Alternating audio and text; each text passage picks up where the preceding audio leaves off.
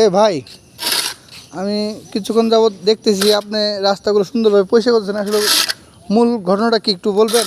কেন এরকম পরিষ্কার করতেছেন?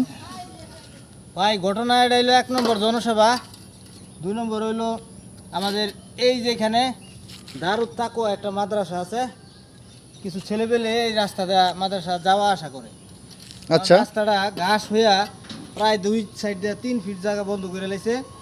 আর হুন্ডারগুলা যে জোরে যায়, মোটরসাইকেলে গাড়ি ঘোড়া যায়, এগুলা বাচ্চাগুলো আসা যাওয়া ঝুঁকিপূর্ণ। যার কারণে আমি চিন্তা ভাবনা করছি এখান থেকে শুরু করে মাদ্রাসা পর্যন্ত রাস্তাটা সরকারি রাস্তা যতটুকু কার্পেটিং করা আছে এটা আমি বার করে পরিচ্ছন্ন করে দিব, পোলাপানগুলো যদি কিনারতে যাইতে পারে। আর ওই রাস্তা যেন পরিষ্কার থাকে, সুন্দর থাকে। মানে রাস্তাটা বেশি থাকলে তো এই রাস্তাটা এই পর্যন্ত ভরা, তো এই হ্যাঁ। বাচ্চাগুলো তো এই দিক দিয়ে যাইব। হ্যাঁ হ্যাঁ, অবশ্যই। এই দিক দিয়ে গেলে ঝুঁকিপূর্ণ না? হ্যাঁ, অবশ্যই। তাহলে এখন যদি এই দিক দিয়ে বাচ্চাগুলো যায়, কিনারটা পরিষ্কার থাকলে তো কিনারটা যাইতে পারবো, তো গাড়িতে তো তেমন ঝুঁকিপূর্ণ ঝামেলা নাই।